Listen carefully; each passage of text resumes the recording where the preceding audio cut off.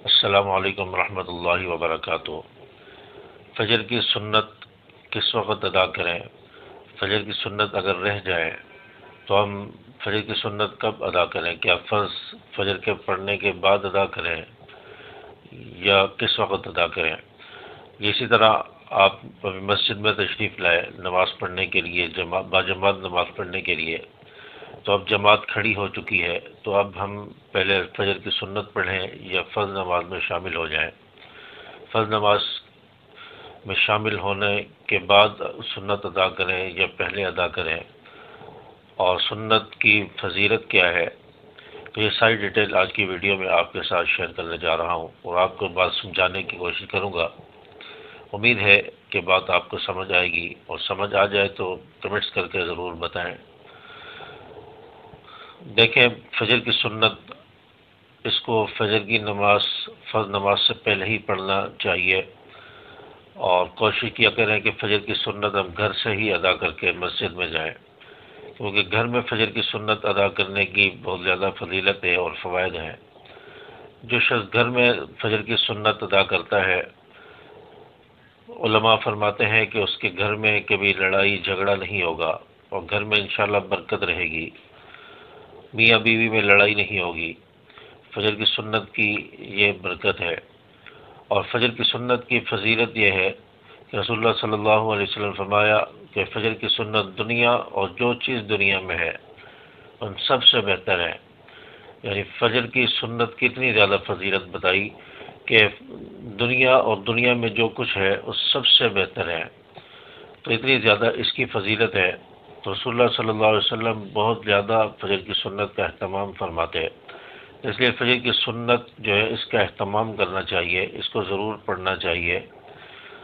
اور اگر فجر کی سنت ہم نے نہیں پڑھی، مسجد میں ہم گئے باجماعت نماز پڑھنے کے لیے، مسجد میں جب ہم گئے دیکھا کہ ابھی جماعت کھڑی ہو چکی ہے، پہلی رکعت ہی چل رہی ہے، تو اب ہم پہلے سنت ادا کریں گے، پہلے سنت ادا کریں، اس کے بعد فرض کی جو رکعت ملے، پہلی مل جائے ٹھیک ہے، ورنہ دوسری مل جائے تو دوسری رکعت میں شامل ہو جائیں۔ پھر امام جب سلام پھیر دے تو ایک رکعت ہم اپنی پوری کر لیں، لیکن فجر کی سنت آپ پہلے پڑھیں گے۔ لیکن آپ مسجد میں جب گئے دیکھا کہ اب پہلی رکعت ہو چکی ہے، دوسری رکعت چل رہی ہے، آپ نے بھی سنت ادا نہیں کی، تو اب آپ شک میں پڑ جاتے ہیں کہ پہلے میں سنت ادا کروں یا فرض میں شامل ہو جاؤں۔ تو دیکھیں، اب یہاں پر یہ چیز دیکھی جائے گی کہ اگر ہم سنت پڑھتے ہیں، سنت پڑھنے کے بعد اگر ہمیں جماعت مل جاتی ہے، اتحیات مل جاتی ہے، اتحیات میں بھی ہم سلام پھیرنے سے پہلے جماعت میں شامل ہو سکتے ہیں، تو پہلے سنت پڑھ لینی چاہیے، سنت پڑھنا بہتر ہے۔ سنت پڑھ کے آپ اتحیات میں نماز میں شامل ہو جائیں، اور جب سلام پھیرتے امام تو اپنی 2 رکعتیں ہم پوری کر لیں۔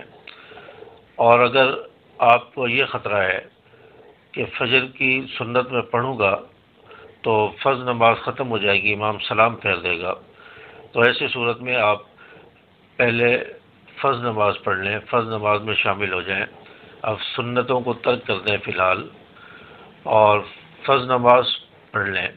اب فرض نماز پڑھنے کے بعد آپ فوراً ہی سنت نہیں ادا کریں گے، بلکہ اب سنت آپ کی جو رہتی ہے، آپ نے فرض پڑھ لی ہے امام کے ساتھ، سنت آپ کی جو رہتی ہے آپ اب فرض کے فوراً بعد ادا نہیں کریں گے، بلکہ اشراق کے وقت میں سورج نکلنے کے 15 سے 20 منٹ کے بعد آپ سنتیں ادا کریں۔